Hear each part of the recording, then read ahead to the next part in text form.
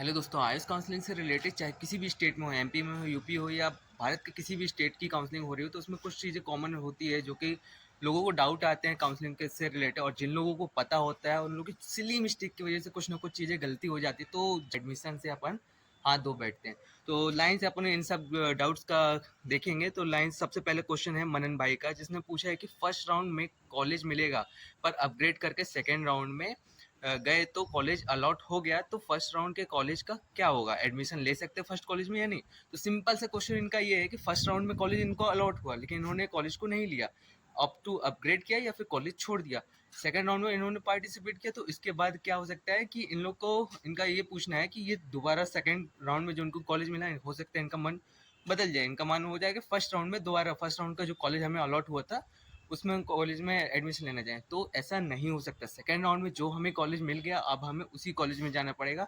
उस कॉलेज से तुम सेटिस्फाइड हो तो तुम एडमिशन लो, नहीं हो तो ऑप्ट फॉर अपग्रेड करो या फिर उस काउंसलिंग को छोड़ो और मॉप अप राउंड में आओ, ऐसा होता है। लेकिन फर्स्ट राउंड के कॉलेज में अपन नहीं जा सकते दोबारा। हाँ, ये हो सकता है सेकेंड राउंड के बाद जो नेक्स्ट तुम चॉइस फिलिंग करो तो उसमें दोबारा वो वाला कॉलेज फिल कर सकते हो। तो ये था तुम्हारा डाउट का क्लियरिफिकेशन। और सेकेंड क्वेश्चन क्या है, संस्कार भाई का है कि और प्राइवेट बीएमएस कॉलेज का क्लासेस कब से स्टार्ट होने वाला है, कोई अप्रोक्स डेट बताइए। देखो, जो जैसे कि मैं जानता हूँ अपने कॉलेज में 2022 बैच का स्टूडेंट हूँ, मतलब सेकेंड ईयर मेरा चल रहा है, तो मुझे पता है जहाँ तक मेरा लास्ट एडमिशन जो हुआ था, मतलब लास्ट राउंड की जो चल रहा था, लास्ट राउंड के बाद लगभग 1.5 से 2 महीने बाद हमारी क्लासेस चालू हुई थी। वो कॉलेज के ऊपर रहते हैं। एनसीआईसीएम ने जो बोला मैं आपको बता दूंगा कि उसके एनसीआईसीएम ने क्या अपन लोग के लिए करिकुलम निकाला हुआ है, क्या डेट बाय डेट रखा गया है 2024 बैच के लिए। तो भाई अभी तक जिसने सब्सक्राइब नहीं किया प्लीज़ सब्सक्राइब कर लो और ऐसे ही कमेंट करते रहो ताकि मैं तुम लोग के डाउट्स क्लियर कर पाऊँ। मुझे भी अच्छा लगता है और मेरा भी मोटिवेशन होता है। और सेकंड के बाद थर्ड क्वेश्चन इन्हीं का ही है कि एडमिशन के टाइम पर फीस पेमेंट कैसे करना होगा, कैश करना होगा या चेक करना पड़ेगा या फिर कोई भी। तो देखो, सबसे बड़ी बात ये होती है कि कॉलेज किस हिसाब से ले रहा है। कॉलेज अपना चेक के बेसिस पे ले रहा है या फिर डीडी ले रहा है या फिर कैश ले रहा है। तो मेरे हिसाब से जो बड़े बड़े कॉलेज जिनका फीस बहुत ज़्यादा है, वो कोशिश करते हैं, वो डायरेक्ट बोल देते हैं स्टूडेंट को कि तुमको डीडी बनवाना है। तो जैसे कि किसी का कॉलेज फीस है, जैसे मेरे टाइम का क्या हुआ था, 2.5 लाख फीस लगी थी, 2,48,000 और शायद 95,000 हॉस्टल फीस लगी थी। तो ऑल ओवर मेरे को 3,33,000 का डीडी बनवाने के लिए बोला गया था। तो 3,33 का मैंने डीडी बनवाया हुआ था, यहाँ से बैंक से बनवाया, भोपाल में मैंने एडमिशन लिया तो भोपाल से डीडी बनवाया। डीडी बनवाने के बाद मैंने यहाँ पे आके एडमिशन प्रोसेस पूरी की। और कुछ मिसलेनियस फीस रहती जो ऊपर नीचे रहता है टेबल के नीचे वाला, मैं क्या ही बताऊँ तुम लोग को। वो फीस हमने 50,000, मतलब 52,500, वो हमने कैश में दिया हुआ था, तो वो मिसलेनियस फीस था। तो एक और क्वेश्चन है इनका ही, एडमिशन के टाइम पर फीस पेमेंट कैसे होगा? अच्छा, इसका तो आंसर कर दिया। हाँ, सीट लिविंग बॉन्ड कितने रुपीज़ का होता है? देखो भाई, जैसा कि अपन एफिडेविट बनवाते हैं 600-700 रुपये का, अपन किसी भी एडवोकेट के पास जाके एफिडेविट क्लियर करवाते हैं, तो उसी के बेस पे सीट लिविंग बॉन्ड होता है। सीट लिविंग बॉन्ड हमें बनवा के नहीं ले जाना, कॉलेज में ही बनवाया जाता है, कॉलेज से बनवाया जाता है, या फिर कॉलेज वाले तुमको किसी एक स्पेशल एड्रेस दे देंगे, उस एड्रेस पे तुमको जाना है, उस एड्रेस पे जाकर तुमको सीट लिविंग बॉन्ड बताना है कि हमको इस कॉलेज का इस बैच में सीट लिविंग बॉन्ड बनवाना है, तो बता देंगे, क्योंकि पूरा फॉर्मेट वो कॉलेज से मिले जुले रहते हैं, वो सब बना देते हैं, उनको कोई दिक्कत वाली बात नहीं है। तो सीट लिविंग बॉन्ड के लिए ज़्यादा टेंशन लेने वाली बात नहीं है। और एक क्वेश्चन है एजुकेशनल, जो भी हो भाई, अगर कॉलेज अलॉट हुआ लेकिन रिपोर्ट नहीं किया तो अगले साल बैन तो नहीं हो जाएंगे? देखो, बैन वैन होने वाली कोई बात नहीं होती है। जैसे कॉलेज अलॉट हो, तुमको सीट में एडमिशन नहीं लेनी है तो मत लो, कोई दिक्कत नहीं है। अगर तुमको छोड़ना भी हो तुम छोड़ दो, तो क्योंकि नेक्स्ट ईयर में तुम नया फ्रेश रजिस्ट्रेशन करोगे, फ्रेश काउंसलिंग में पार्टिसिपेट करोगे, तो ऐसा कोई बैन वैन होने वाली बात नहीं होती है। और इसके बाद एक क्वेश्चन है, नाम तो मैं नहीं पढ़ पा रहा हूँ, नाम बहुत कठिन लिखा है भाई। अगर फर्स्ट राउंड में कोई कॉलेज मिल जाता है लेकिन नहीं लेना चाहता हूँ, तो क्या मुझे कॉलेज जाना पड़ेगा या ऑनलाइन ही सब कुछ हो जाएगा? सिंपल सी चीज़ है कि, लेकिन जिन कॉलेज में अपन लोग, एमपी आयुष की मैं स्पेशली बात करूँ, एमपी आयुष में क्या किया गया है कि पहले से डॉक्यूमेंट वेरिफिकेशन करवा लिया गया। यही चीज़ तुम लोग क्वेश्चन पे क्वेश्चन कर रहे थे कि भाई पहले से डॉक्यूमेंट वेरिफिकेशन क्यों करवा रहे हो? इसी चीज़ के लिए पहले से डॉक्यूमेंट वेरिफिकेशन कराया गया है, क्योंकि अपन लोग को फर्स्ट राउंड या सेकंड राउंड में जाके अगर कॉलेज नहीं लेना है, अपग्रेड करना है, तो डायरेक्ट वेबसाइट पर आएगा सेटिस्फाइड या फिर ऑप्ट फॉर अपग्रेड। तो अब जिसको करना है 1 क्लिक में तुमको हो जाएगा, कॉलेज जाने की जरूरत नहीं होगी। ये होता है डॉक्यूमेंट वेरिफिकेशन पहले से करवा लेने का फायदा।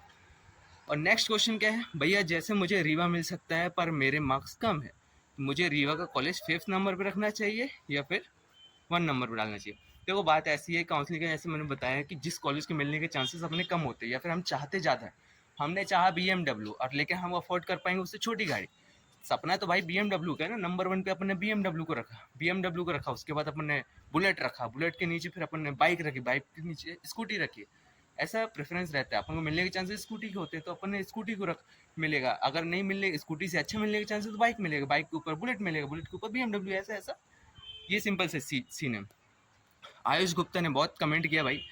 एक और कमेंट है, सर अगर फर्स्ट राउंड में मानसरोवर अलॉट हो गया, मुझे अपग्रेड कर दिया, सेकंड राउंड में RD मेमोरियल अलॉट हो गया, तो क्या मानसरोवर में ले सकता हूँ क्या? सेम क्वेश्चन मैंने अभी 3-4 कमेंट के पहले बताया कि जो फर्स्ट राउंड में अगर अपन को जो मिला अपन ने अपग्रेड कर दिया, यस सेटिस्फाइड कर दिया, जो भी करके अगर एडमिशन फर्स्ट राउंड में नहीं लिया तो जो कॉलेज हमें मिला था वो सेकेंड राउंड में अपना वो काउंसलिंग में नहीं आएगा। अगर सेकंड राउंड में वो कॉलेज तभी मिलेगा जब अपन का काउंसलिंग नया चॉइस फिलिंग करेंगे और वो उस चॉइस फिलिंग में अपन को सीट नहीं अलॉट होती तो फर्स्ट राउंड में जो अपन को अलॉट हुई थी वही दोबारा मिल जाएगा, तो उस राउंड में कर सकते हो इस केस में ही।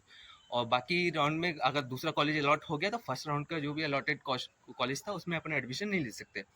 इसके बाद अपना आया वेदिका जी का, सर MP डोमिसाइल है जिसका और OBC है तो क्या प्राइवेट BMS में स्कॉलरशिप मिलेगी?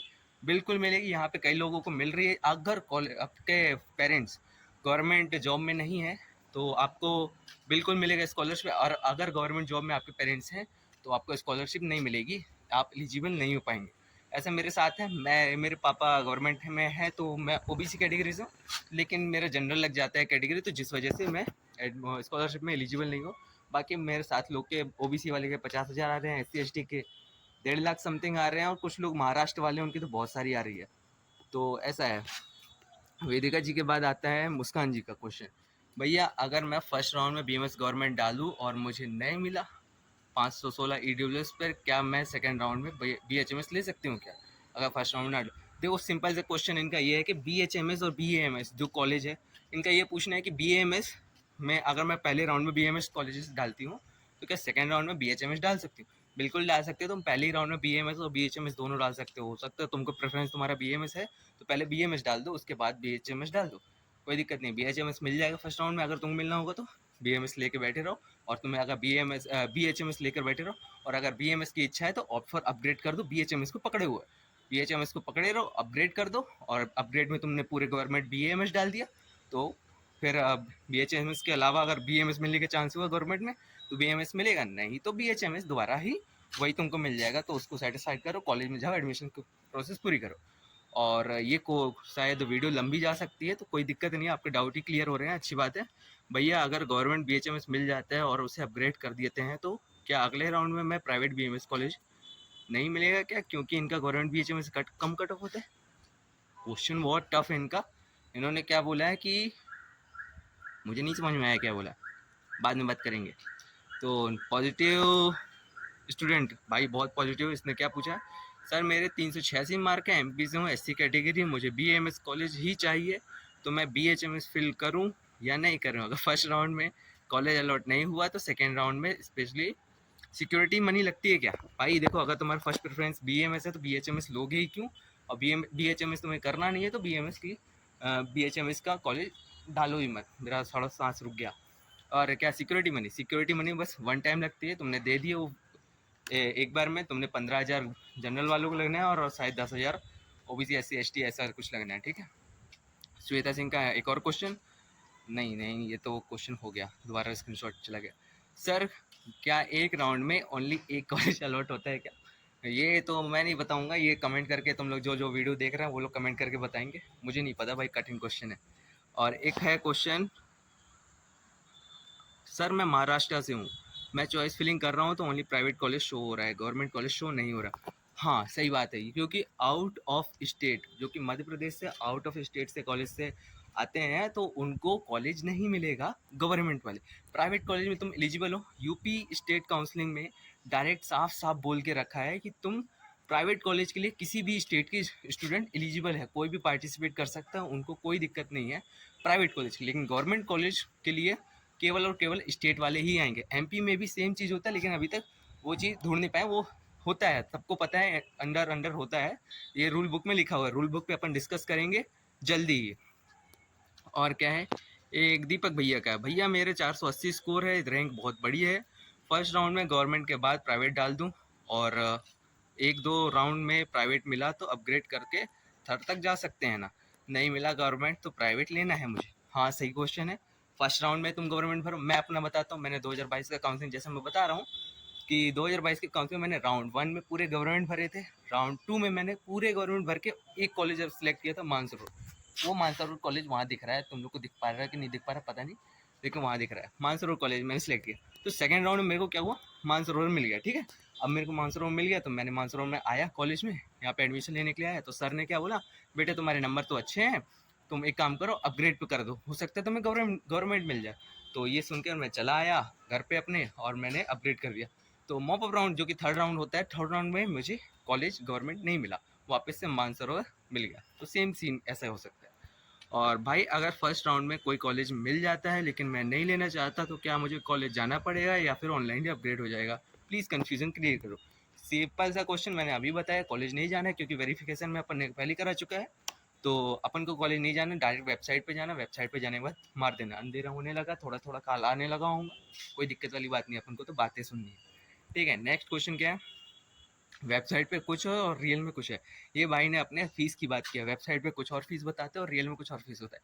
सीधी सी बात है, प्राइवेट कॉलेज में ऐसा होता है। प्राइवेट क्या, गवर्नमेंट कॉलेज में भी जाओगे तुम्हें 10-15 हज़ार का ऊपर नीचे देखने को मिलेगा। ज़्यादा बड़ी टेंशन लेने वाली बात नहीं है। प्राइवेट कॉलेज में हाँ टेंशन लेने वाली बात है, क्योंकि अमाउंट बहुत बड़ी हो जाती है। अपन को डीडी भी बनवाना पड़ता है, एक साथ इतना ज़्यादा पैसा अरेंज कर पाना बहुत मुश्किल होता है, और फर्स्ट ईयर में तो बहुत ही ज़्यादा। और एक चीज़ और बताता हूँ, तुम लोग कमेंट करके बताना, क्योंकि फीस स्ट्रक्चर बहुत ज़्यादा चेंज होने वाला है, क्योंकि अपन लोग का सिलेबस प्रोफेशनल वाइज होने वाला है, ना कि ईयर वाइज। तो ईयर वाइज होता तो 4 ईयर की 4.5 ईयर की फीस देना पड़ता है। प्रोफेशनल वाइज है तो अपन को 3 बार 18-18 महीने की फीस देनी पड़ेगी, यानी फीस जितनी हमको देनी थी उससे और ज़्यादा ही देनी पड़ेगी। ठीक है, और एक और क्वेश्चन, मेरा गैप 1 साल का है और 2 साल का बीएससी, तो टीसी 12th की लगेगी या फिर कॉलेज की? Good question. देखो, जिसने कॉलेज, तुमको कॉलेज में जब एडमिशन लेने आओगे तुमसे सीधा डिमांड किया जाएगा टीसी का। अब वो तुम्हारी प्रॉब्लम है, तुम टीसी कहाँ से ला रहे हो।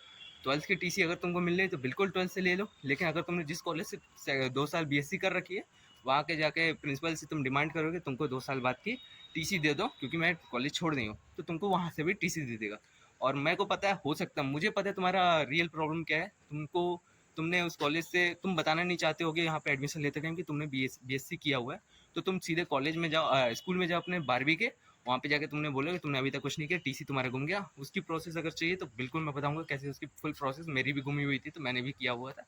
बाकी और क्या, नेक्स्ट क्वेश्चन है नहीं, नेक्स्ट क्वेश्चन अब तुम करोगे। तब तक के लिए take care and bye bye. Like करके सब्सक्राइब करना मत भूलना। Take care and bye bye.